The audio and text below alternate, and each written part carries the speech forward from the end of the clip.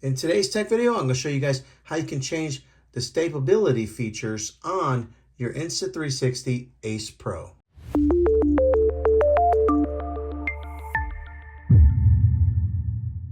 Okay, the great thing about this camera is it does have a few different options when it comes to stability. So what you want to do is tap on right there where it says 4K 30 frames per second. So when you tap on that, you'll see over here at the very top left, it's got stabilization. So you're going to want to tap on that.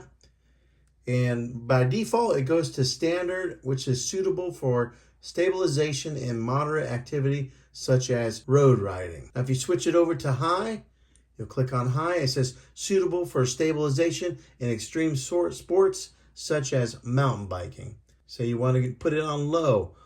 Low provides basic stabilization, suitable for real sports feel. Or you can turn it off altogether and then stabilization will be off. I like to keep mine on the standard there. It does a pretty good job for what I need.